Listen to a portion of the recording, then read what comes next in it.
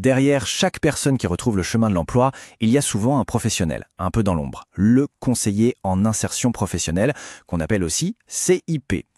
Aujourd'hui, on va justement plonger dans leur quotidien pour mettre en lumière les défis, souvent invisibles, qui rendent leur mission à la fois si compliquée et si essentielle. Alors, pour bien comprendre leur réalité, on va d'abord définir précisément leur rôle. Ensuite, on ira au cœur du sujet, le défi humain, qui est énorme. On analysera aussi l'impact d'un marché du travail qui n'arrête pas de changer, l'importance du suivi une fois le contrat signé, et puis on terminera sur les qualités qui font un CIP vraiment exceptionnel.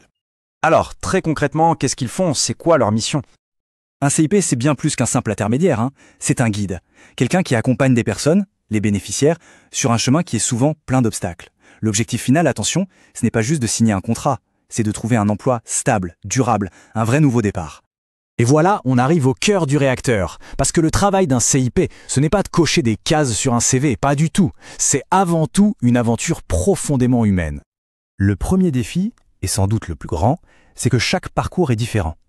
Chaque personne qui entre dans le bureau a son histoire, son bagage, ses blessures, ses rêves aussi. Il n'y a pas de recette miracle, pas de solution toute faite qui marcherait pour tout le monde. Pour que ce soit plus clair, imaginons deux cas extrêmes. D'un côté, on a un senior, 20 ans de carrière dans un secteur qui s'effondre. Il doit tout réapprendre. De l'autre, un jeune qui sort juste de l'école sans la moindre expérience.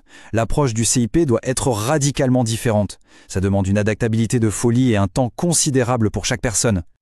Et puis, au-delà des compétences techniques, il y a tous les obstacles invisibles. Comment on fait pour raviver la flamme chez quelqu'un qui n'a eu que des refus?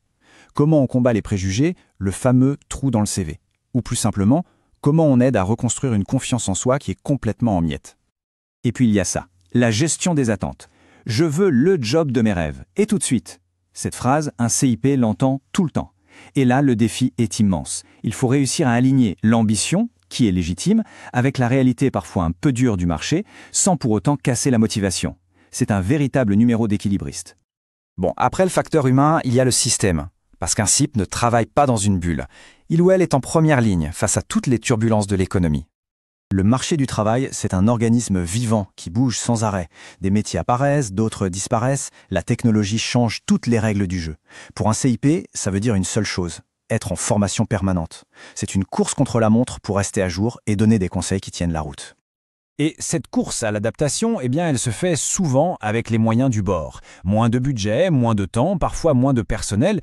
Toutes ces contraintes pèsent très lourd et forcément, ça limite la capacité du conseiller à bien faire son travail. En fait, le lien entre les défis et l'impact est très direct.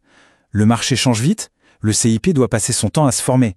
Il manque de budget, il y a moins de formations à proposer aux bénéficiaires. C'est un peu un effet domino qui, au final, réduit la qualité de l'aide qu'on peut apporter. On pourrait facilement croire que la mission s'arrête le jour de la signature du contrat de travail, mais c'est une grosse erreur. Le vrai succès, c'est que l'emploi dure. Et ça, c'est un tout autre défi. Trop souvent, une fois que la personne est en poste, le suivi s'arrête brutalement.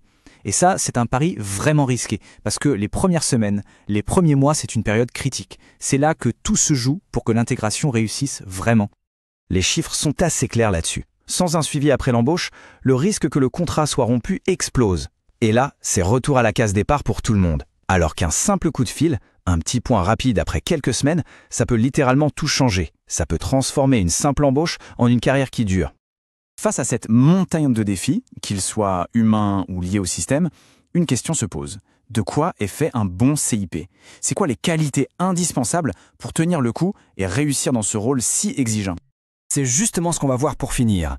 Quels sont les traits de caractère qui définissent un CIP vraiment efficace? En fait, il y a 3 qualités qui ressortent vraiment. D'abord, l'empathie, la capacité à se connecter sincèrement à l'histoire de la personne en face.